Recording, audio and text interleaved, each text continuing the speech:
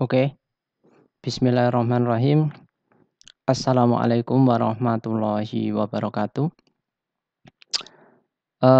Pada kesempatan hari ini kita akan mempelajari tentang biomekanika. Ya, ini ada dari 2 kata ya. Pertama ada bio, kemudian yang kedua ada mekanika sendiri. Mekanika itu adalah ilmu tentang gerak, sementara bio berkorelasi dengan, makhluk hidup, utamanya manusia. Ya, jadi dia adalah ilmu tentang gerakan pada manusia atau nanti akan saya jelaskan nanti di bagian sini, di slide setelah ini ya. Nah, apa itu ruang lingkup biomekanika? Jadi kita boleh saja berpikir bahwasanya biomekanika itu adalah fisika yang mempelajari tentang pergerakan, manusia. Mohon maaf. Ya, yang mempelajari pergerakan manusia. Oke. Nah, kalau umpamanya kita mempelajari tentang pergerakan manusia, maka kita tidak akan luput dari, hukum Newton ya. Hukum Newton itu ada 3, hukum Newton yang pertama, hukum Newton yang kedua, dan hukum Newton yang ketiga. Kemudian mengapa hukum Newton itu ada? Nah, ini pentingnya untuk apa sih hukum Newton itu yang sampai ada 3 ini? Hukum Newton yang pertama itu tentang apa? Hukum Newton yang pertama itu tentang asas kelembaman atau asas kemalasan. Jadi prinsip utamanya, default-nya gitu ya, default-nya itu semua benda itu malas. Artinya kalau dia diam pengen diam terus, kalau umpamanya bergerak pengennya bergerak terus. Sehingga benda yang diam mau digerakkan butuh gaya, benda yang bergerak ingin dihentikan juga butuh gaya. Kemudian hukum Newton yang kedua itu adalah hukum tentang ini ya, bahwasanya jumlahan dari suatu gaya yang mengenai suatu benda itu selaras atau equal with massa benda tersebut. Kalau massanya lebih dari 1 jadi total massa total dikalikan dengan percepatannya. Jadi kalau umpamanya, ada suatu benda bobotnya m, kemudian dia melakukan suatu perubahan kecepatan, artinya kecepatannya tidak konstan, berarti kan ada percepatan ya. Yang namanya percepatan, kalau percepatan 1 meter per second kuadrat ya berarti per setiap 1 detiknya kecepatannya itu nambah 1 meter per second. Nah, itu namanya percepatan. Itu sama dengan massa dikalikan A. Kalau semakin cepat perubahan kecepatannya tinggi gitu ya berarti gaya yang dibutuhkan juga besar. Ya, seperti itu. Kemudian hukum Newton yang ketiga itu tentang aksi reaksi. Di samping hukum Newton yang pertama ini tentang apa namanya, tentang kemalasan ini atau kelembaman itu ya, kelembaman. Maka hukum Newton yang ketiga ini ada prinsip aksi reaksi. Nah, apabila suatu benda misalnya ini adalah lantai diberikan suatu gaya F gitu, maka sejatinya lantai ini pun juga memberikan gaya ke atas. Buktinya apa? Kalau nggak diberikan gaya ke atas, maka gaya reaksi ini ya berarti kita, eee, apa namanya, bahasa Jawanya itu mbelesak gitu ya, mbelesak ke bawah gitu. Tapi karena ada gaya ke atas dan ditolong oleh lantai, ini adalah lantai misalnya begitu, maka kaki kita bisa menampak itu lantai dan tidak mbelesak ke bawah. Ya, oke. Kemudian, mmm, nah, ini saya hapus biar enggak mengganggu konsentrasi kembali. Nah, apa sih yang akan kita pelajari dengan menggunakan ketiga hukum Newton tersebut? Dengan adanya ketiga hukum Newton ini, maka kita itu berusaha untuk melakukan suatu movement, suatu gerakan yang bisa 2 hal ini yang ingin kita capai. Efektif, itu artinya performanya tinggi. Performa tinggi itu bisa aja lebih cepat, kemudian lebih enteng gitu ya, atau bisa juga lebih bertenaga. Nah, ini namanya performa. Nah, kemudian yang kedua adalah lebih efisien. Lebih efisien itu berarti, ini lebih cepat artinya kecepatannya ya, berarti ini kecepatannya, berarti bisa meter per second lebih lebih cepat dalam artian bukan singkat, kalau yang ini lebih cepat dalam artian lebih singkat. Kalau ini meter per second, kalau ini lebih singkat itu artinya detiknya, menitnya, begitu. Kemudian lebih efisien itu lebih hemat. Hemat apa? Hemat uang, kemudian hemat biaya, atau hemat waktu. Nah, singkat berarti hemat waktu ya di sini, masuk hemat waktu. Nah, seperti itu. Ini efisien, lebih singkat, lebih hemat, apalagi yang kata-kata efisien itu lebih cocok praktis. Nah, sehingga kita butuhkan suatu analisis. Analisisnya menggunakan ketiga hukum ini. 1, 2, 3. Menggunakan ketiga hukum ini. Kita akan melakukan suatu analisis sehingga kita bisa melakukan suatu perbaikan. Contohnya seperti ini. Ini ada orang bawa benda ini ya, ada benda ini, ini tentunya ini punya massa, kemudian di sini juga ada sudutnya, di sini ada sudutnya theta, maka, agar orang yang pertama ini memindahkan ke orang yang kedua, ini tidak terlalu berat atau orang kedua menariknya juga tidak terlalu berat, kita bisa rubah apa saja. Pertama, nanti kita ngasih dorongannya ini lebih kuat, berarti ini mbaknya ini atau ibunya ini ngasih gaya yang lebih kuat, gaya satunya ini lebih kuat, atau gaya yang ditarikkan oleh bapak ini F2 itu juga lebih kuat. Atau yang berikutnya ini sudutnya kita bisa rubah, sudutnya bisa kita rubah menjadi lebih panjang atau lebih landai begitu ya, sehingga dorongnya juga lebih, kuat, lebih ringan. Nah, seperti itu. Nah, contoh ini adalah hal-hal yang berupa analisis ya, ini analisis. Nah, seperti itu. Oke, ini kameranya saya hilangkan aja ya, kelihatannya menghalangi tulisan-tulisannya kayaknya. Kamera dihilangkan. Ya, sudah. Ya, oke. Nah, untuk tujuan ini tadi, agar tercapai dua hal ini tadi, efektif dan efisien, berdasarkan analisis mekanika, berbasis 3 hukum Newton tersebut, maka muncullah kalau dalam pelajaran SD dulu ada yang namanya pelajaran ini ya, pesawat sederhana. Ya enggak, pesawat sederhana. Yaitu setiap alat yang useful gitu, yang useful untuk make it something easier, membuat sesuatu itu lebih mudah gitu ya, lebih mudah untuk dilakukan. Nah, ini yang dilakukan. Maka ini bisa aja begini, bisa saja melipat gandakan gaya, karena ini kan tadi kan kita butuh gayanya ini harus besar ya, F-nya ini harus besar, atau gaya tariknya besar, atau ini bisa lebih landai. Maka fungsinya adalah untuk melipat gandakan gaya, kemampuan.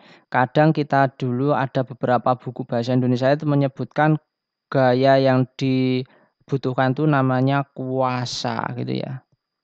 Nah, kalau gaya ini mengapa disebut F, karena F itu kan singkatannya dari F. F itu force. Nah, ini di Indonesia dijadikan menjadi gaya. Nah, gitu. Kemudian mengubah arah gaya yang kita lakukan. Maksudnya begini. Contohnya ini, arahnya tadi ini ke atas sebesar theta, tapi kita bisa rubah arahnya menjadi lebih ke bawah dengan memperlebar atau memperpanjang bidang miringnya. Kalau kita panjangkan bidang miringnya berarti kan sudutnya menjadi lebih landai ya, begitu. Kemudian menempuh jarak yang lebih jauh atau memperbesar kecepatan. Yang sudah tak sampaikan ya tadi ya, memperbesar kecepatan yang ini. Nah, yang ini. Ya, oke. Nah, itu fungsi-fungsi dari pesawat sederhana.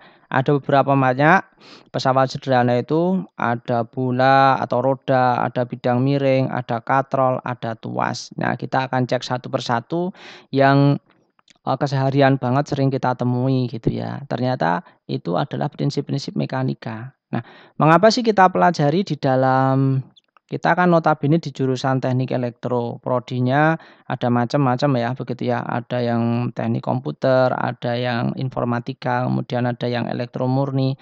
Nah, mengapa? Dikarenakan kita itu pada saat nanti bisa jadi skripsi atau melakukan riset, kita berupaya untuk meng-create atau men-generate suatu model atau suatu sistem yang kadang berhubungan untuk mempermudah kinerja manusia. Nah, mempermudah kinerja manusia, sehingga penurunan formulasi dan analisis mekanika itu sesuatu yang tidak bisa kita hindari untuk melakukan pemodelan, ya kan. Kalau kita ada studi kasus, itu ada kasus kan berarti kasusnya fenomena fisik ya.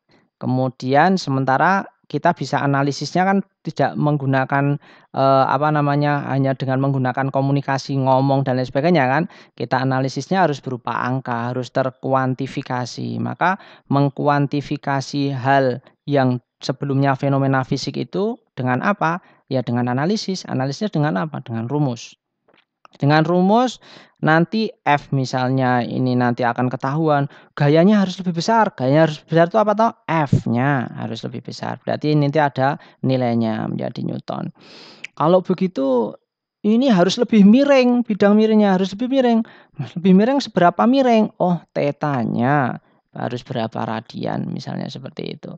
Oh, kalau begini sih harus lebih jauh aja ini, lebih panjang kayak bidang miringnya lebih panjang. Misalnya mau kasus yang ini tadi ya, kasus yang ininya harus lebih panjang ininya, ini panjangnya ini harus lebih panjang. Nah, lebih panjang itu seberapa lebih panjang? Oh, berarti adalah S-nya, panjang bidang miringnya harus berapa panjang, berapa meter. Nah, dengan ini semuanya nanti terkuantifikasi berasal dari fenomena fisik, fenomena lingkungan atau fenomena fisik gitu ya. Dianalisis dengan suatu formulasi rumus sehingga bisa terkuantifikasi baru bisa nanti dianalisis. Nah, gitu. Sehingga kita mesti tahu dulu orang itu termudahkan kinerjanya dengan roda, dengan bidang miring, dengan katrol, dengan tuas. Nah, apa rumus-rumus yang berkenaan dengan hal-hal atau benda-benda ini itu apa begitu, sehingga didapatkan, formulasi sehingga bisa dianalisis. Nah, kalau umpamanya sudah dianalisis, mungkin Anda waktu SMA dan di pelajaran ini juga ya, itu masih dalam bentuk rumus, mungkin masih useless gitu ya kelihatannya. Terus kalau umpamanya sudah dihitung, fungsinya untuk apa belajar? Ya untuk bisa mengerjakan soal, soalnya kan nanti bentuknya harus ada angka, nggak semacam itu ya. Kalau kita di engineer, kita berpikir bahwasannya nanti kita meng-create suatu alat, ya meng-create suatu alat atau mendesain suatu program. So, hasil analisis ini kita bisa wujudkan dalam bisa aja dalam suatu program, code program, atau bisa juga dalam suatu alat gitu ya. Atau code program ini bisa dilanjutkan juga menjadi software yang digunakan untuk mempermudah manusia. Atau juga dua-duanya, ada hardware dan di situ juga ada software-nya. Ini bisa ditambahkan keduanya ini. Ya, ini ada ditambahkan berarti ada software, ada hardware. Nah, ini peran engineer. Nah, kita berada di sini nih. Nah, hanya saja untuk itu sebelum kita ngomong hal ini di semester berikutnya ngomong yang ini, bahkan yang kemudian menjadi seorang engineer yang oke, kita kan harus tahu dulu dari fenomena lingkungan ini ada problem, kemudian ini hal-hal yang tidak bisa kita hindari kan rumus-rumus ini, karena kita butuh analisis. Analisisnya itu dalam bentuk formulasi, formulasinya ini yang akan kita wujudkan dalam bentuk program menjadi hardware atau menjadi software. Nah, that's why itu kita belajar hal ini. Nah, ini contohnya roda. Bisa dibayangin enggak kalau umpamanya ini enggak ada pakai roda, berarti kalau ini enggak ada, ini kan berarti kita angkat ya.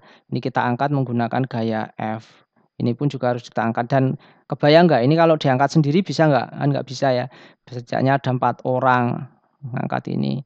Tapi dengan adanya ini ya, dengan adanya roda ini ya, dengan adanya roda maka orang itu dengan adanya ini bisa digelindingkan cukup hanya dengan 1 orang saja.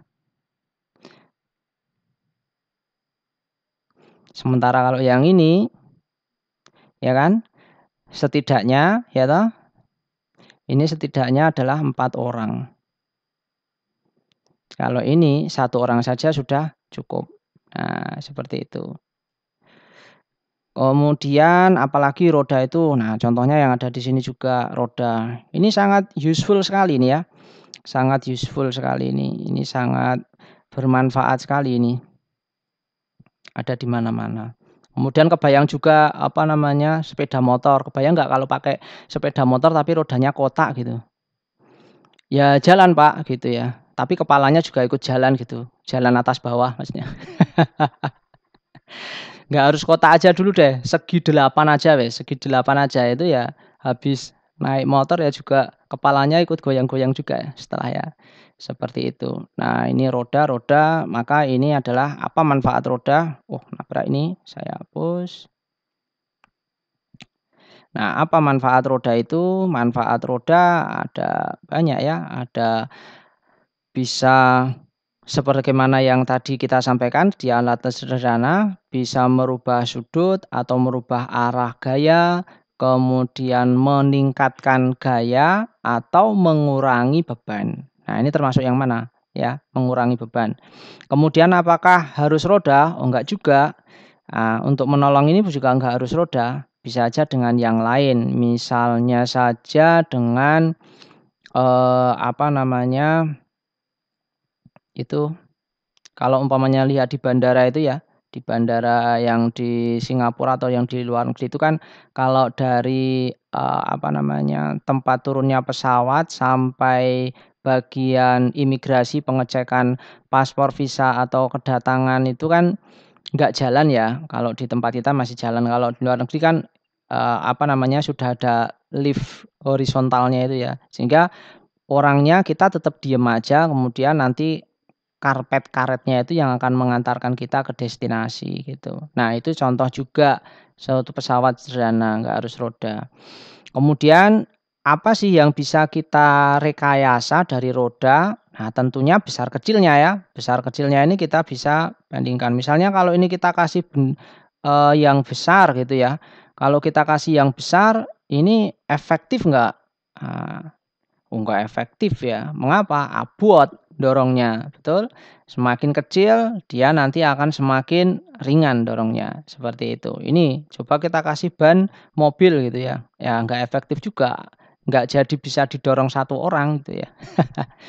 Maka hal yang bisa kita rekayasakan, engineer, kita kan engineer ya. Engineer itu kan bahasa Indonesianya kan berarti perekayasa. Kalau lihat kata rekayasa itu identiknya negatif ya, nggak mesti ya, rekayasa. Bedanya rekayasa sama pemodifikasi, modifier apa? Mirip ya, modifier. Hanya saja lebih positif rekayasa. Rekayasa itu dari suatu hal yang masih bentuknya prinsip menjadi dirubah, di-create menjadi sesuatu yang bermanfaat. Kalau modifikasi sesuatu yang udah ada ya, sudah fungsional, sudah berfungsi benda tersebut gitu, dimodifikasi, dirubah menjadi keseleranya dia. Nah, itu namanya modifikasi. Oke, nah ini roda. Di roda itu ada 2 macam kecepatan, ada kecepatan angular atau kecepatan sudut dan juga kecepatan linier, kecepatan translasi. Nah, kalau suatu roda itu seporos, itu kecepatan sudutnya sama. Artinya begini, ini seporos nih, seporos ya. Ini seporos, tak ganti warna merah aja, Pak ya. Ini seporos, ini. Nah, ini seporos. Nah, ini berarti antara roda yang pertama sama roda yang ada di luar ini, maka kecepatan sudutnya sama, ya.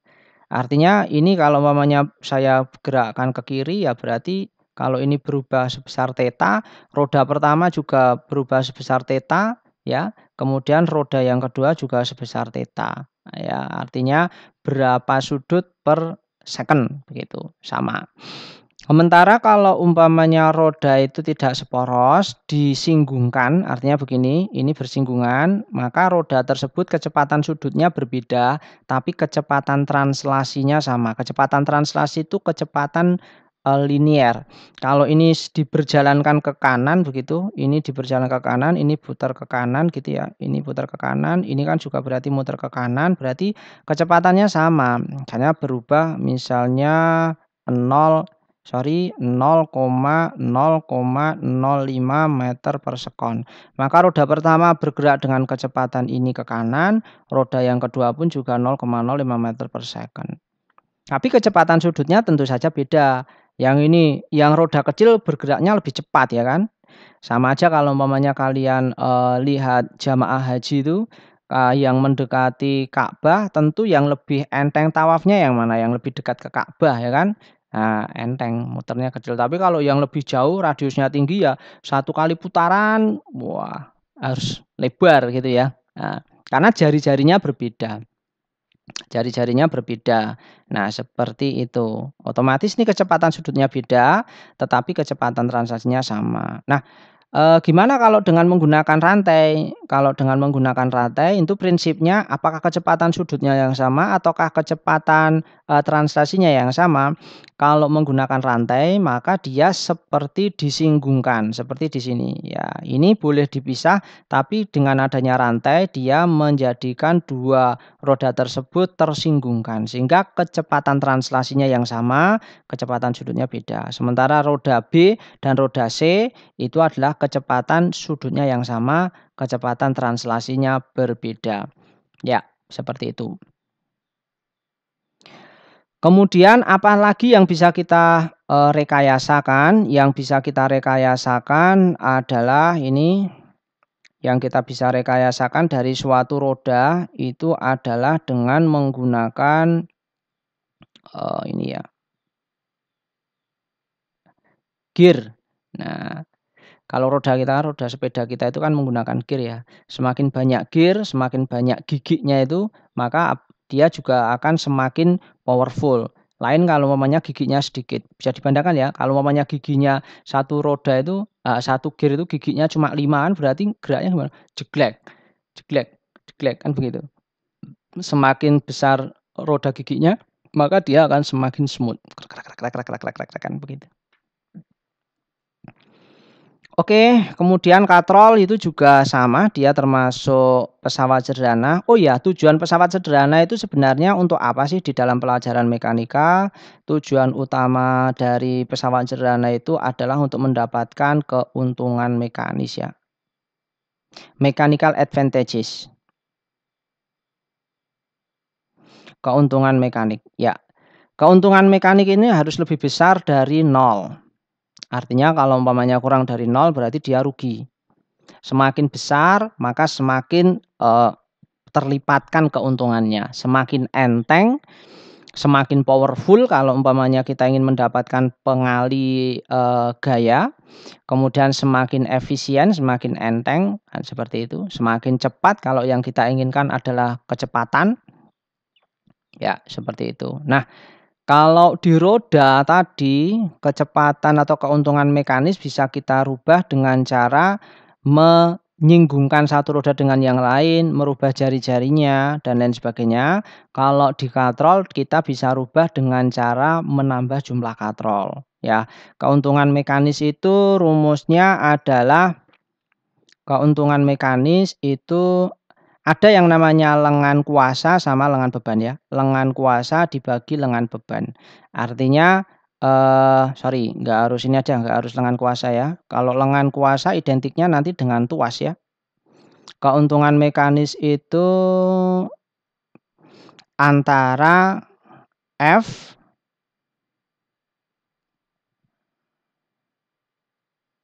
dibagi B. Nah, ini gaya, oh kebalik ya. Kalau ini berarti rugi nanti ya. Ya, kebalik. Berarti kalau keuntungan kan berarti apa namanya? Gaya yang kita keluarkan lebih sedikit, ya kan? Berarti gaya beban, nah, dibagi dengan gaya kuasa yang kita berikan itu harus lebih besar dari 1. Nah, otomatis FB-nya ini harus lebih besar daripada FK-nya. Nah, contohnya bobotnya ini misalnya W-nya itu masanya 10 kilo dikalikan percepatan gravitasi 9,8 ya, saya taruh aja 10 itu, maka berarti 100 Newton W-nya. Nah, sekarang kita ngangkatnya ya harus 100 Newton kan kalau kita angkat, tetapi dengan suatu pesawat sederhana tertentu, ternyata kita hanya cukup ngangkatnya dengan 50 Newton. Berarti keuntungan mekanisnya berapa? Keuntungan mekanisnya berarti 100 dibagi 50. Berarti dengan benda tersebut, whatever alatnya apa, itu berarti kita punya keuntungan mekanis 2. Nah, rumusnya dari mana? Dengan cara yang ada di sini. Itu. Notabene kalau umpamanya ini kok FB dibagi dengan FK, bebannya itu 100 kilo, 100 Newton, sorry ya. Tapi kita mengeluarkannya kok 150. Ya berarti kita rugi. Karena 10/15. Yang jelas ini bukan 2 tapi 0, bla bla bla kan begitu. Berarti kita rugi. Nah, itulah mengapa kita menggunakan persamaan ini dan ini sangat keseharian banget, sangat daily life banget ya. Nah, kemudian beberapa untuk bisa menghitung FB sama menghitung FK itu macam-macam, tergantung kasus yang kita hadapi ya. Kasus yang hadapi. Salah satunya adalah kalau yang ada di katrol itu nanti dengan menggunakan ini. Kalau yang ada di katrol kita nanti menggunakan lengan kuasa dan lengan beban, sama seperti yang ada di tuas atau pengungkit. Pengungkit artinya untuk tuas ya, bukan pengungkit, ngungkit-ungkit janji, ngungkit-ungkit apa begitu ya, bukan. Oke. Kasih warna apa ini? Merah. Merah, hijau, biru. Ya, biru. Nah, seperti ini. Ini katrol yang paling sederhana ya, seperti ini. Ini bebannya, kemudian ini yang kita tarik. Ini yang kita namakan FK, ini W ini yang kita namakan FB gitu ya, lengan beban. Maka ini lengan kuasanya adalah yang ada di sini. Nah, ini titik tumpunya di sini yang menghubungkan antara titik tumpu dengan beban, dengan kuasa atau power, ya berarti namanya ini lengan kuasa. Yang menghubungkan titik tumpu dengan titik beban, ya berarti namanya lengan beban. Kalau ini masih sama, hanya merubah arah aja ya, tapi ini sama. Dikarenakan LB sama LK-nya sama, berarti F-nya ini juga masih sama dengan W-nya. FK-nya sama dengan FB-nya. Berarti ini keuntungan mekanisnya berapa? Keuntungan mekanisnya 1. Keuntungan mekanisnya berarti 1. FB dibagi FK-nya sama dengan 1 karena sama. Maka ini untung enggak? Enggak untung. Hanya ngerubah arahnya aja ya dari ke atas, karena ngangkat ke atas kan lebih repot ya, mending ngangkat ke bawah kan begitu aja. Kemudian ya yang di sini, ini lebih untung di sini. Ya, ini lebih untung. Karena di sini lengan kuasanya itu titik tumpunya yang ada di sini. Lengan kuasanya itu di sini lebih panjang kan? Kita ngangkatnya di sini. Berarti kan lengan kuasanya dari titik sini sampai titik sini. Sementara bebannya di tengah-tengah nih. Berarti kan di sini tengah-tengahnya. Ya, berarti lengan kuasanya kan setengahnya lengan bebannya. Maka keuntungannya adalah setengahnya. Sehingga bisa kita simpulkan bahwasanya nanti berlaku persamaan seperti ini. FB dikalikan dengan LB sama dengan FK dikalikan dengan ini dikalikan kalikan LK, kalikan titik ya. Berarti kita bisa cari FB sama LK-nya lah. Kalau umpamanya LB-nya kalau kita buat, ini kan LK-nya ya, khusus yang di sini. LK-nya itu sama dengan 2 kali LB. Ini kan 2 kalinya ini. Lengan kuasanya 2 kali jari-jarinya kan. Berarti kan kita bisa rubah persamaan ini menjadi gini ya. FB, LK-nya 2 LB, berarti yang dirubah yang mana ini? Yang LB aja, ini dikalikan LB sama dengan FK, dikalikan LK-nya kalau begini kan berarti LK-nya setengah LB kan begitu ya? LB. Ya, setengah LB. Nah, saya ingin cari LB-nya bisa dicoret.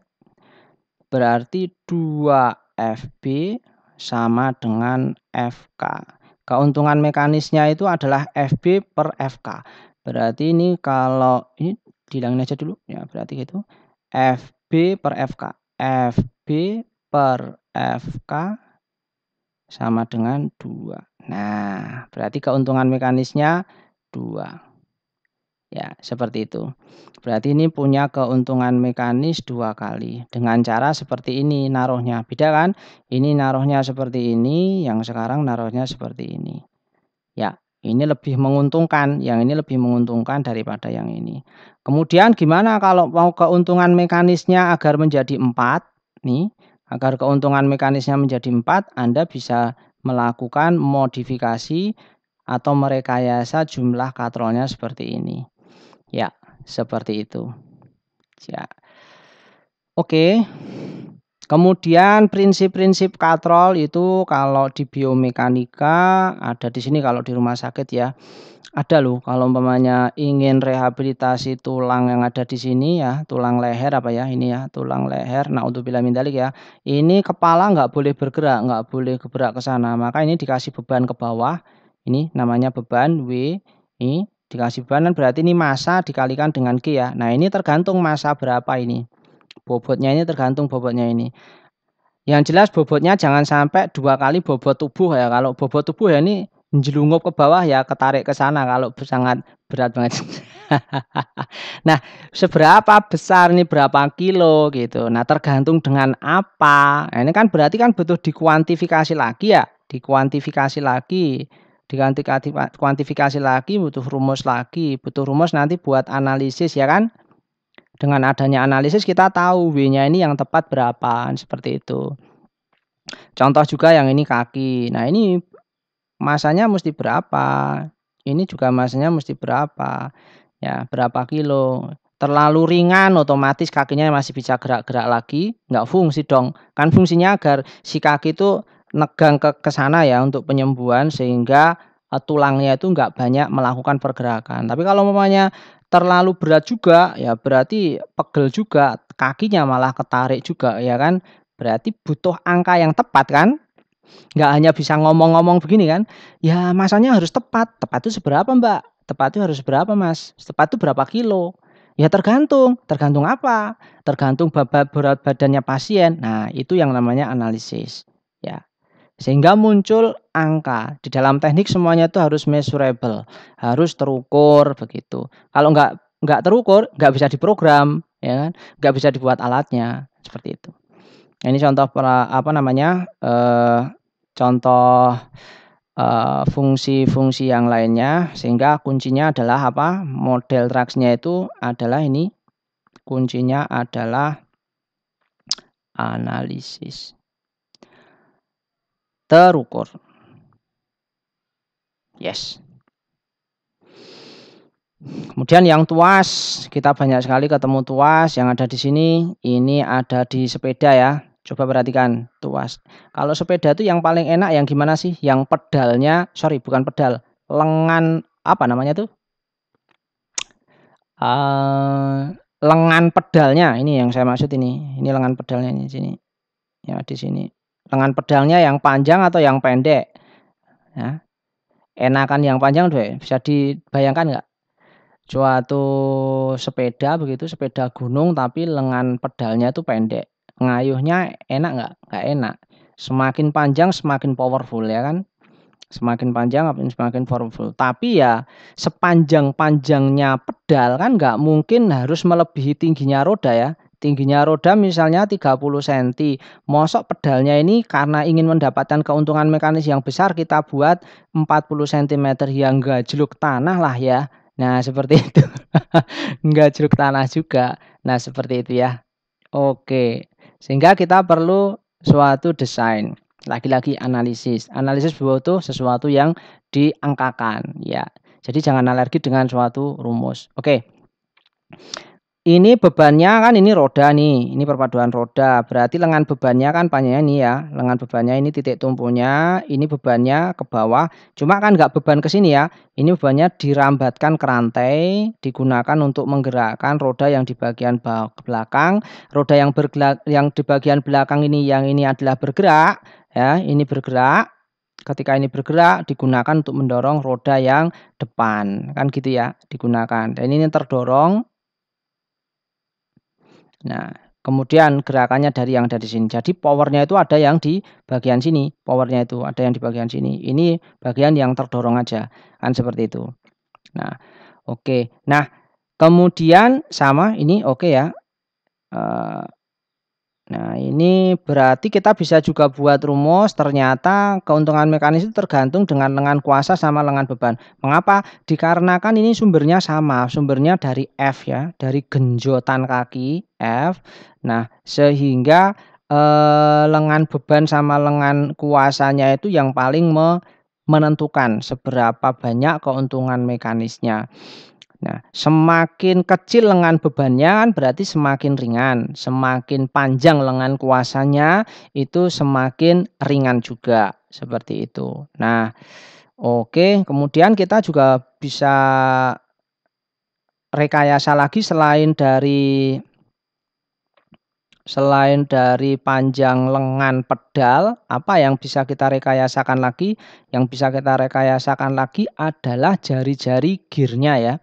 Jari-jari gearnya. Nah, ini jari-jari gearnya ini. Perhatikan ini yang ada di sini, ini jari-jarinya yang ini X, sementara yang ini adalah 2X. Lebih menguntungkan yang mana?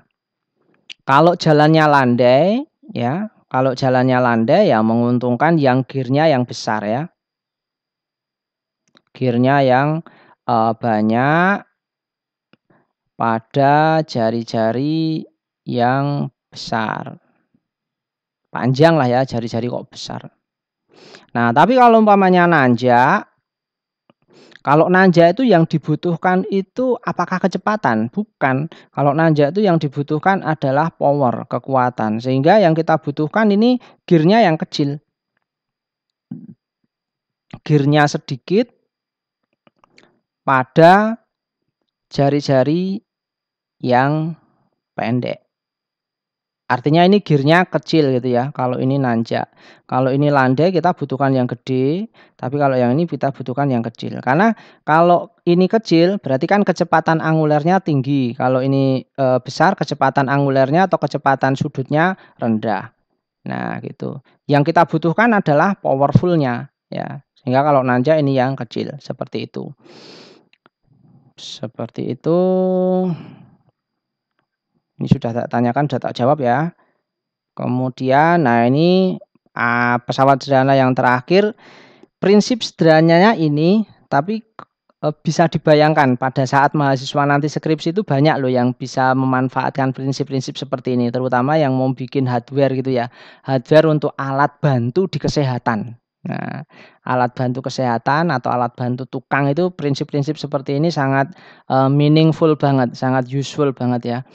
Ada 3 macam, sorry. Yang pertama adalah first class, second class, sama third class ya. Kelas yang pertama, kedua, sama yang ketiga. Bedanya gampang sih, dari ini aja, titik tumpunya aja ya, dipikirin dari titik tumpunya aja. Di tengah, di ujung. Kalau yang di ujung nanti ada dua tipe ya. Pertama ini F, force, A itu adalah arm itu titik tumpu ya, bahasa Indonesia namanya titik tumpu, kemudian R itu load, beban, resistance.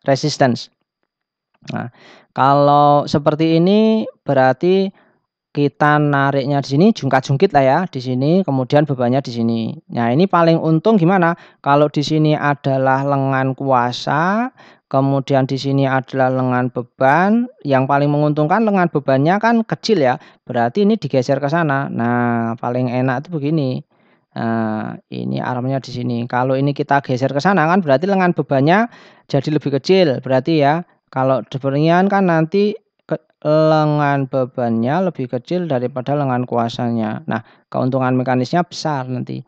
Karena tadi keuntungan mekanisnya itu adalah lengan kuasa dibagi lengan beban. Jangan kebalik ya. Kalau menggunakan gaya, keuntungan mekanisnya adalah F beban dibagi FK. Tapi kalau dikonvert dengan menggunakan lengan kuasa adalah ini. Ini berasal dari mana sih? Ini berasal dari rumus ini tadi. FB kalikan LB sama dengan FK dikalikan dengan LK. Maka FB dibagi FK sama dengan LK dibagi LB. Ini kan keuntungan mekanis. Jadi nyarinya boleh aja pakai yang ini atau pakai yang ini. Ya, makanya pakai yang ini. Agar untung kalau di sini, ini kan F sama B-nya nggak ketahuan ya. Maka kalau informasinya hanya lengan beban sama lengan kuasa saja, pakai aja rumus yang sebelah sini. Berarti lengan kuasa dibagi lengan beban.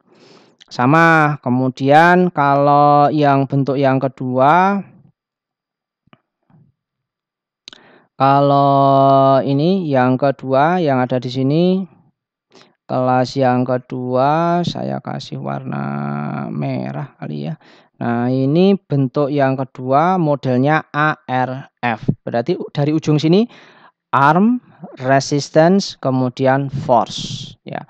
Artinya kita nariknya pakai yang ada di sini, bisa ditarik, bisa didorong, terserah tergantung alatnya. Kemudian bebannya ditaruh di tengah. Kemudian kalau yang AFR atau arm, force, kemudian resistance, berarti kita nariknya atau dorongnya berada di tengah, lengan kuasanya berarti antara titik tumpu sama di sini. Ini adalah lengan kuasa, sementara bebannya ada di sini. Ya, berarti dari sini sampai sini ini adalah lengan beban. Bahasa Inggris kalau di referensi buku asing nanti adalah force arm sama weight arms, atau disebut juga dengan force length sama weight length. Weight kadang disebut resistance, kadang disebut juga dengan beban. Weight, bobot. Ini contoh-contoh aplikasinya. Berarti ini kelas yang berapa ini? Ini kan ARF. Kelas yang berapa ARF tadi? ARF kelas yang kedua ya. Nah, ini adalah second class. Kemudian yang ada di sini FRA. Berarti berapa ini tadi? FRA. F-nya yang ada di sini, bebannya yang ada di sini, kemudian titik tumpunya ada di sini. Sama aja ya, ini sama. Ini pun juga sama. Titik tumpunya berada di ujung, ini adalah F, ini R-nya berada di tengah. Berarti kan dari sini adalah lengan beban, sementara yang dari sini sampai sini adalah lengan kuasa. Sama ini ya, kelas yang kedua. Kalau yang ini berarti kelas yang ketiga ya, berarti kan RFA. Nah, sekarang prinsipnya yang ada dalam tubuh gimana? Ternyata di dalam tubuh kita itu otot kita mengapa sering pegel dan lain sebagainya karena bekerja dengan prinsip tuas. Contohnya ada yang ada di sini nih. Nah, contohnya seperti ini. Ini kan muka ini kan ada bobotnya, ini kepala ya kan, titik tumpunya berada di tengah-tengah. Nah, saya tunjukin kayak ini ya, pakai kamera. Oke, nah ini kan titik tumpunya berada di tengah-tengah yang ada di sini kan, ya. Titik tumpunya berada di tengah-tengah di sini, bobotnya yang ada di muka ini. Kemudian ini narik yang leher yang bagian di sini kan narik atas bawah, ya enggak? Atas bawah. Sehingga sorry. Ya, udah nampak ya? Udah nampak kameranya, oke. Nah ini titik tumpunya kan ada yang di sebelah sini. Ini adalah titik bebannya, kemudian ini yang narik atas bawah kan begitu ya. Nah, sehingga ini titik kebalik, titik tumpunya itu ada yang di belakang sini malahan ya. Ini titik tumpunya yang ada di belakang. Ini nariknya kan pakai yang ada di sini ya. Nah, titik tumpunya berada yang di sini, nih? Tengkuk. Nah, ini narik ke bawah. Ini adalah weight. Tadi kita sebut juga dengan R, resistance. Nah, maka akan sangat kelelahan kalau orangnya itu agak boros ya, ini kepalanya agak maju gitu, hidungnya mancung ke sini. Nah, berarti karena lengan bebannya kan jauh lebih panjang. Jadi orang-orang yang mohon maaf moncong ke depan gitu lebih, eee, lebih cepat capek dalam kajian ini ya maksudnya. Kemudian, untuk kelas yang kedua itu adalah yang ini misalnya di kaki. Ini kan kita narik kan di sini kan ada kempol ya, kempol itu apa namanya? Paha ya, paha bawah. Ya, seperti itu kan digunakan untuk narik ya di sini. Nah, tarikannya berarti di sini, ini berarti adalah F-nya, sementara beban tubuh kita berada di tengah-tengah di sini, ya W-nya di sini atau R ya. Sementara titik tumpunya yang ada di sini. Ya, berarti ini kan kelas yang kedua. Nariknya berada di sini, kemudian bebannya berada di tengah, sementara titik tumpunya di sini. Kalau ini titik tumpunya berada di tengah, eh titik tumpunya berada di sorry. Titik tumpunya ya benar ya, titik tumpunya berada di tengah, bukan di tengkuk. Sorry, salah saya tadi. Saya hapus lagi deh. Sebentar. Yang ini tuh kelas yang pertama. Kelas yang pertama itu adalah ini berarti saya tidak ngambil dari sumber yang sama sih ya. Jadi kadang ditulis R, kadang ditulis W. Ini adalah beban, saya tulis R aja. Ini titik tumpu, tadi titik tumpu kan A ya, ternyata ini F. Nah, di sini. Ini titik tumpu, berarti titik tumpu tadi kita namanya apa tadi? A, arm. Kemudian di sini adalah M. M itu kita namai sebagai F. Nah, baru benar nih sekarang. Berarti di sini titik tumpunya, nariknya tetap aja pakai leher yang berada di belakang ini ya, ini F. Nah, berarti kan dari sini ke sini kan lengan kuasa. Kemudian dari sini ke sini itu adalah lengan beban. Keuntungan mekanisnya itu paling bagus kalau lengan kuasanya yang lebih panjang daripada lengan bebannya, kan begitu. Maka di sini lengan bebannya lebih panjang, berarti ini rugi. Semakin moncong ke depan begitu kan berarti lengan bebannya semakin besar. Sementara lengan kuasanya semakin sama aja ya, berarti dia semakin rugi, semakin berat. F-nya itu untuk narik ke bawah, lehernya semakin cengeng kalau istilah Jawa ya. Karena untuk mempertahankan ini. Maka kalau tidur gimana? Kehilangan ini, loss ini ya. Ini loss, F-nya loss. Berarti ini putus. Makanya orangnya kan nunduk ke bawah kalau tidur. Jedek. Betul nggak? Ya, nunduk ke bawah. Ya, karena ini loss hilang sehingga nggak ada yang narik ke bawah. Ini rotasi ke depan gitu. Ya, yang ini oke, ini udah. Kemudian yang sekarang yang ini lengan tangan, sikut kita ini adalah lengan titik tumpu. Titik tumpu tadi kita namakan adalah A. Kemudian bebannya berada di ujung, ini ada berat, berarti ini ada ini ada FB massa dikalikan dengan G, begitu. Kemudian kita nariknya kan pakai ini ya, pakai otot bicep ya. Pakai otot bicep ke atas. Berarti ini F. Ini adalah R. FAR. Kelas yang ketiga. Oke, seperti itu. Maka keuntungan mekanisnya gimana? Yang keuntungan mekanisnya kan berarti dari sini sampai sini kan lengan beban, kemudian dari sini sampai sikut sini kan lengan kuasa. Rugi banget ya. Oleh karena itu pegel tangan kita. Nah, lebih enteng kalau lengan bebannya itu pendek kan begitu ya. Nah, ini yang saya tanyakan nanti dalam soal ini. Perhatikan.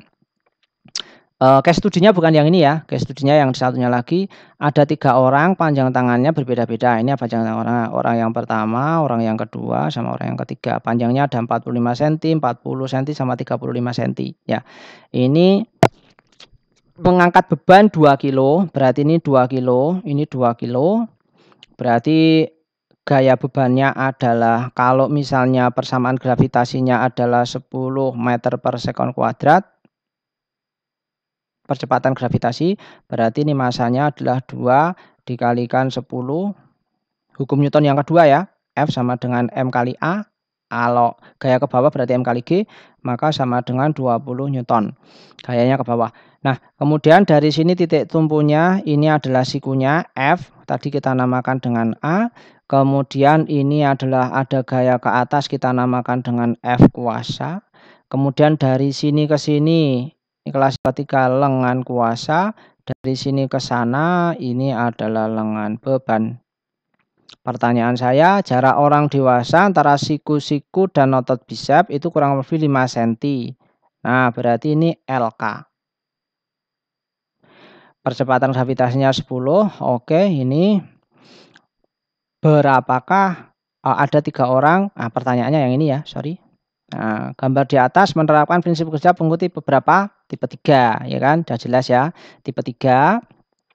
Ini tipe 3 gitu. Kayaknya udah saya jawab juga deh. Sistem pengukit pada lengan tersebut rugi atau menguntungkan? Nah, ini rugi apa menguntungkan? Ya, jawabannya menguntungkan atau rugi? Rugi, dikarenakan apa? Keuntungan mekanisnya itu LK dibagi LB-nya itu lebih kecil dari 1. Mengapa? Dikarenakan LK-nya lebih kecil daripada LB-nya. Benar Kak? Nah, ini di sini LK-nya cuma segini. LK-nya 5 cm, sementara panjang lengan antara siku sampai ruas kerang ketiga 45. Jadi dari sikut sampai ujung ini panjangnya 45. Berarti lengan bebannya kan berarti 45 dikurangi panjang ini kan. Ininya 5. Berarti ini LB-nya 40 cm. Yang ini LB-nya 35, yang ini LB-nya 30 cm. Benar nggak? Ini kan dari siku sampai ke ruas jari, ya kan? Dari siku sampai ruas jari. Dikurangi ini dulu kan. Yang kita ingin carikan kan dari titik tumpu ini ya. Dari titik tumpu lengan bebannya. Nah, ini lengan bebannya 40, lengan kuasanya 5. Ya, keuntungan mekanisnya berarti lengan kuasanya 5 dibagi 40. 1/8 dong, ya kan? 1/8, rugi banget, rugi. Berapakah gaya otot biceps setiap orang yang diperlukan untuk mengangkat beban tersebut? Ini gampang ya. Kalau yang ini ya tinggal ini aja ya. Berapa berarti F B yang kita cari ini toh. Yang kita cari berarti FK. Berapakah gaya otot? Otot bicep berarti FK-nya. Yang ini kita cari adalah ininya ya.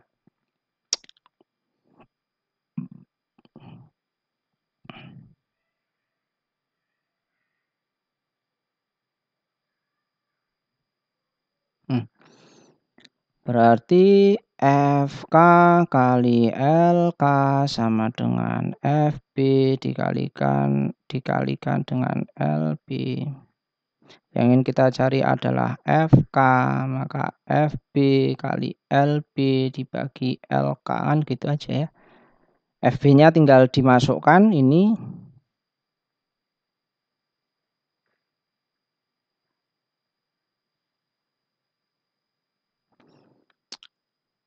LB-nya juga udah ada. Ini LB. Kemudian LK-nya sama. Ini.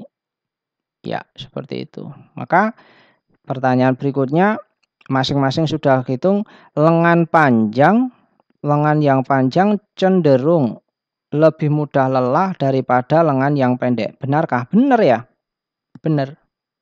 Karena lengan panjang berarti lengan bebannya lebih panjang. Ya, seperti itu. Nah, jadi kalau dihitung kurang lebih hasilnya ini semuanya sudah saya kerjakan ya di sini ya. Ya, oke. Seperti itu. Nah, itu kurang lebih hal tentang biomekanika. Nah, lalu studi kasusnya seperti apa? Studi kasusnya nanti seperti ini. Studi kasusnya oke, ada studi kasusnya ini saya desain nanti ada pertanyaan sejumlah 10 pertanyaan. Ya, nanti bisa dikerjakan tiap kelompok satu aja ya, monggo kalau umpamanya berkelompok, kalau nggak berkelompok kelasnya ya dikerjakan 5 atau 50%-nya, boleh milih Dari 1 sampai 10. Dikerjakan semuanya bagus. Ya. Saya kasih penjelasan bentar. Ini ada suatu sepeda nanjak gitu, kemudian ada suatu sepeda nanjak, sudutnya adalah ini, si gaya gravitasinya ini, kemudian ini diharapkan dia bisa melaju ke atas dengan kecepatan v. Nah, kecepatannya ada 2, kalau kecepatannya ini ada 2 macam maksudnya, kalau kecepatannya konstan sama kalau nanti dia ada percepatan. Kalau perlambatan berarti ndronjong ke bawah ya nanti ya. Kalau perlambatan melambat. Ya, seperti itu. Oke. Ini sudutnya sudah terjelaskan di sini. Langsung saja ke persamaannya. Perhatikan bahwasanya mengingat gaya F enak pakai gambar yang di bawah. Nah, ini. Nah, ini perhatikan tadi di sini ada sudutnya ya. Ini ada sudut C begitu. Ya. Ini pedalnya seperti yang saya sampaikan tadi, inputannya adalah di sini, ini daya genjot.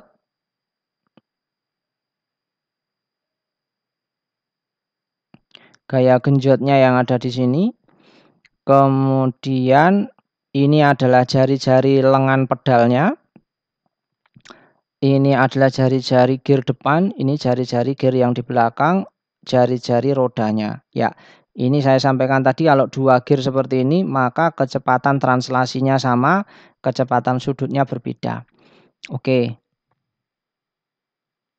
Nah, ini menggunakan persamaan yang tadi ya, F1 dikalikan R1 sama aja dengan F1 kali lengan beban sama lengan kuasa. Bedanya lengan beban sama lengan kuasanya kan dalam bentuk jari-jari. Ya, ini kita jadikan jari-jari. Ya, ini F1 dikalikan R1 sama dengan F2 dikalikan R2.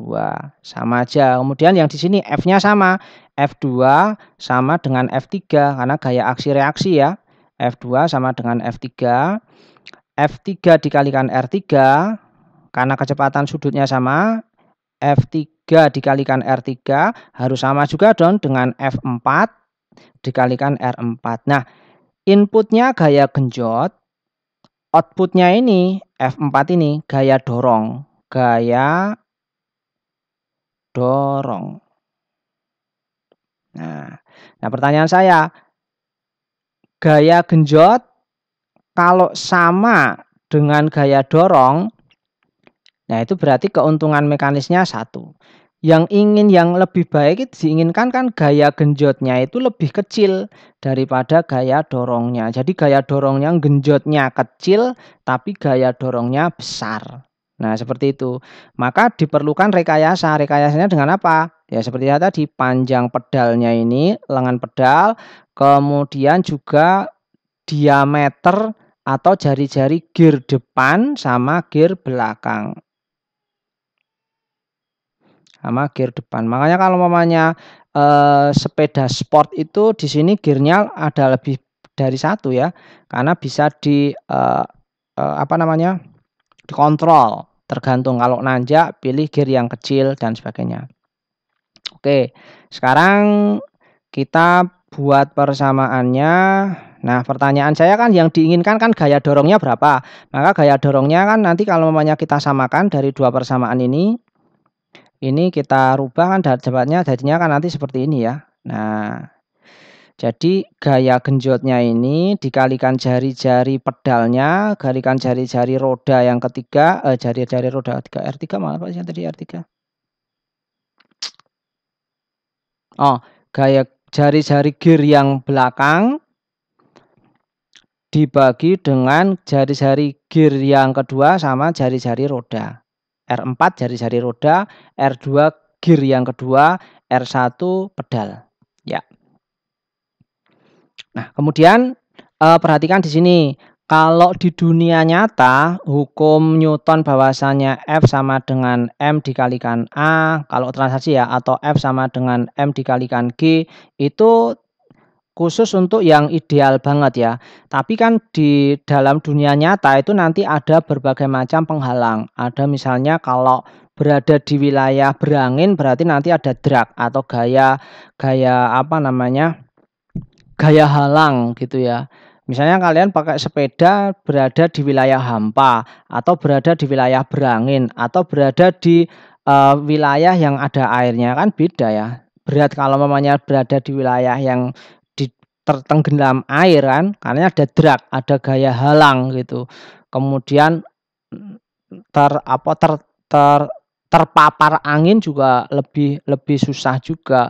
Paling enteng ya kalau umpamanya ngayuh di ruangan hampa gitu ya, nggak ada gaya halang sama sekali, gaya halang itu namanya drag force. Nah, itu nanti kita perhatikan menggunakan ini koefisien gaya halang itu menggunakan ini nanti ada CD.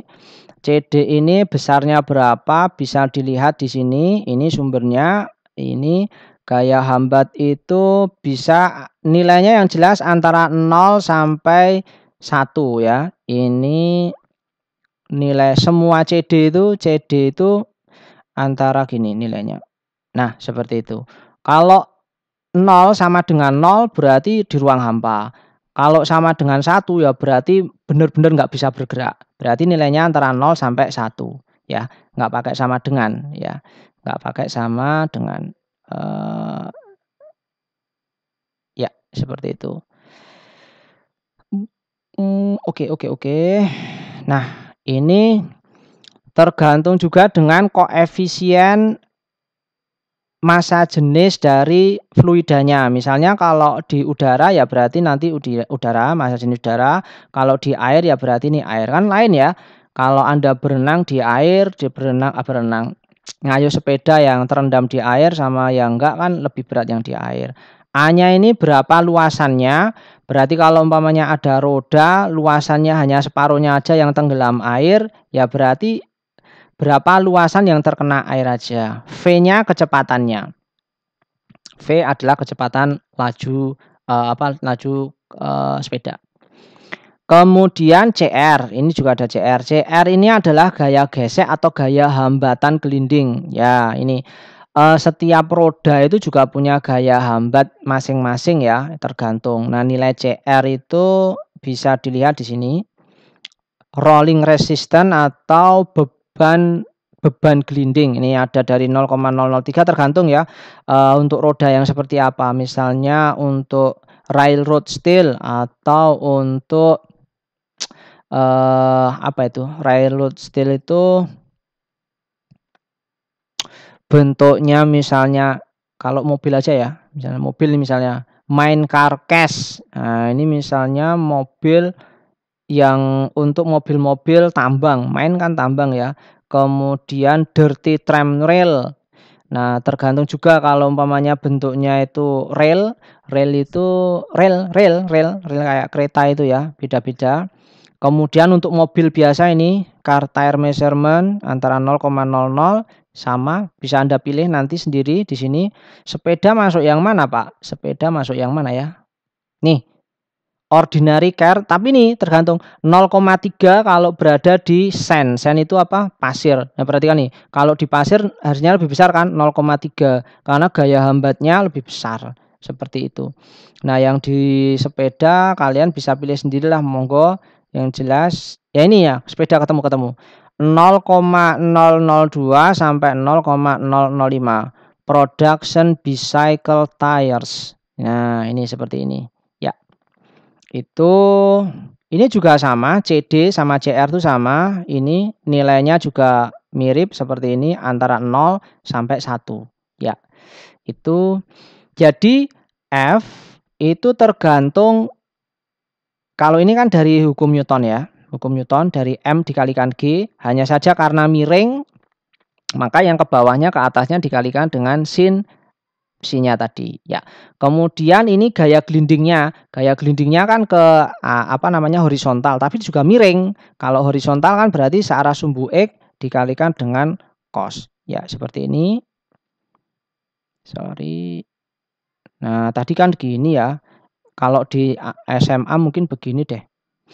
Nah, ini ada gini, terus ini ada balok, kemudian ini F gitu ya. Nah, F-nya ini adalah F berapa tadi kalau di sini yang kita cari?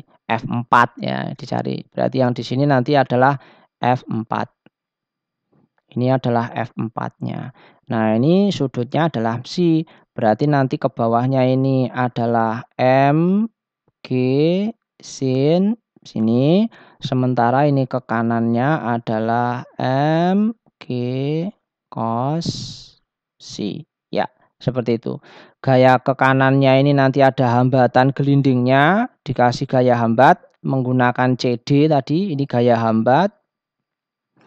Gaya hambat tuh ya FH gitu aja ya, gaya hambat. Sementara yang ini adalah gaya dorong, tadi F4. Ya, seperti itu. Gampang ya kalau pakai ini, pakai ilustrasi yang ini. Ya, seperti itu. Ya, menggunakan prinsip seperti ini sehingga nanti kita ketahuan F. F-nya itu F4 sehingga kita bisa cari kalau F4 itu ketahuan agar F4 besar, maka kita bisa cari juga gaya genjotnya berapa dengan cara mencari gaya F4-nya. F4 ketemu, jari-jarinya ketahuan, maka F1-nya nanti bisa ketemu. Ya, seperti itu.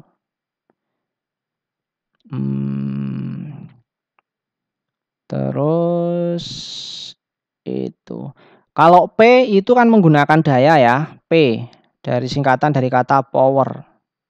Nah, kalau power kan rumusnya ini ya, P F dikalikan dengan V ya, tergantung aja semuanya dikalikan aja dengan V, dikalikan dengan V, dikalikan dengan V. V velocity. Kecepatan. Gampang.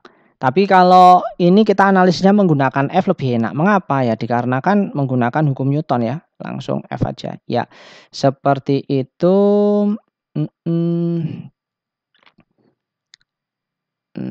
Nah, kurang lebih seperti ini. Kemudian ada kasus misalnya kalau jalannya ndronjong. Berarti kalau ndronjong begini kan berarti bebannya begini ya. Ini ke sana. Berarti kan F4-nya ada nggak? F4-nya ini ada. Tapi F1-nya ada nggak? Genjot nggak ini? Genjot nggak? Kan tidak ya. Ini kan nggak genjot. Ada F4, ada gaya dorongnya, ada. Tapi F1-nya kan genjot. F1 genjotnya kan nggak ada. Kalau tadi F4-nya itu ada. Itu senilai juga dengan F1. Kalau sekarang F4-nya itu ada, tetapi tidak ada. F1-nya ini kan 0. Ya, nggak genjot. Berarti ini prinsipnya seperti apa? Tatkala nanti dia rodanya menggelinding ke bawah seperti ini, meluncur ke bawah pada sudut seperti ini, ya berarti nanti ininya yang menjadi pendorongnya itu adalah gaya gravitasinya sendiri, gravitasi. Gaya gravitasi kan berarti F M dikalikan G. Karena gerak ke bawah berarti sin theta. Nah, ini yang dorong gitu ya. Berarti nanti ini gayanya ini akan sama dengan gaya halangnya. Ini gaya geseknya, gaya gesek atau gaya gelindingnya tadi, hambatan gelindingnya. Sementara yang ini adalah drag atau gaya hambatnya. Ya, seperti itu. Itu kalau khusus untuk ndronjong ya. Kalau khusus untuk ndronjong ini menjadi tenaganya, nggak ada F. F1-nya kan 0. Ya, seperti itu. Nah, sekarang soalnya ada 10. Silahkan nanti dicermati masing-masing. Sepeda menuruni bukit, kemiringan sudutnya tertentu. Tapi sekarang ini ada clue-nya ini, direm. Berarti muncul lagi F. Rem. Harus masuk di dalam analisis yang ada di sini. Berarti kan pakai ini ada lagi F. Tolong ini ditambahkan dalam analisis rumusnya bagaimana. Perhatikan gini loh. Gunakan angka-angka real. Berarti bobot tubuh Anda berapa, jari-jari rodanya ya tolong jari-jari roda yang betulan, gearnya juga gear yang betulan gitu ya. Jangan jari-jari rodanya berapa, 1,5 meter itu sepeda opo gitu ya. Sepeda sirkus ya yang betul gitu ya. Gunakan angka-angka yang real. Kemudian sepeda kayu mendatar tapi di atas genangan air. Sedalam seperempat rodanya. Nah, kalau di atas genangan air yang terpengaruh apa nanti? Ini ya, CD-nya ini pengaruh, luasannya pengaruh, terus ini ru-nya. Ru-nya ini juga ru air. Nah, karena ada angin, berarti nanti ada 2 di sini. Gaya hambat karena angin, pakai CD1 sama gaya hambat karena air. Berarti rumusnya ada 2. Ya, setengah CD udara, ini udara kali A kali V, ini luasannya yang kena udara, masih ditambah lagi setengah CD air, ru air, sama luasan yang kena air, sama kecepatannya. Nah, ini tolong diperhatikan.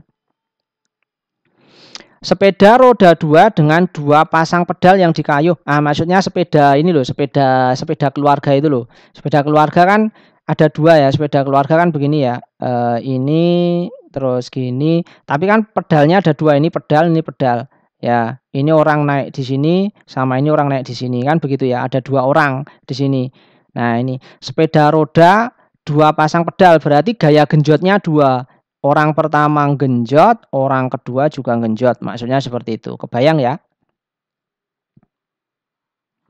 Nah, ini kebayang, kemudian becak. Nah, kalau becak rodanya berarti ada 3, berjalan menanjak kemiringan tertentu, sama persis seperti yang di atas, nanjak, tapi rodanya 3.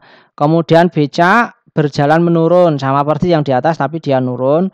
Gerobak, nah kalau gerobak tarik roda 2 yang mengangkut beban ini keadaannya nanjak, kemiringan tertentu. Nah, ini sekarang seperti sepeda, tapi rodanya sejajar dan ditarik. Nah, gaya yang dibutuhkan berapa? Kemudian ini ada lain, kalau yang ini nanjak, kalau yang ini turun tapi ditahan agar enggak jatuh pada kemiringan tertentu. Kemiringannya Anda tentukan sendiri ya. Ini berapa derajatnya Anda tentukan sendiri. Ini juga mau pakai psi boleh, mau pakai theta juga boleh. Tapi ya jangan ngawur. Kemiringannya berapa? Kemiringannya 90 derajat. Ini yo nggak normal. Mosok kemiringan begini ya. Ini nanjak ke sana atas bawah, ini bukan lagi narik, itu ngangkat kalau 90 derajat itu ya. Ya paling wajar ya masih 45 derajat atau di bawahnya begitu ya. Gitu. Mosok 90 derajat. Apalagi yang paling ekstrim 180 derajat. Enggak sudut Mas, berarti lurus gini aja. Garis lurus gini kan 180 derajat kan begini ya. Kemudian yang ke-8, gerobak dorong roda 2 mengangkat beban dalam keadaan menggenang. Nah, ini gerobak tapi menggenang. Sama seperempat jari-jarinya roda. Rodanya ada 2 ya, berarti yang tergenang 2. Kemudian gerobak roda 4. Kalau ini gerobak roda 4. Kan gerobak ada yang begini ya. Ini gerobak ada yang begini kan gerobak itu. Nah, ini ditarik gitu. F. Nah, ini gerobak roda 4. Kalau tadi ada yang gerobak roda 2. Ini ditarik. Nah, ini yang ini tadi yang soal nomor 8, yang 9 sama yang 10 itu adalah yang atas, yang ini. Nah, seperti itu. Silahkan ini nanti dikerjakan per masing-masing, tolong dianalisis menggunakan rumus clue yang ada di atas ini. Ya, kurang lebih itu yang bisa saya sampaikan. Terima kasih. Assalamualaikum warahmatullahi wabarakatuh.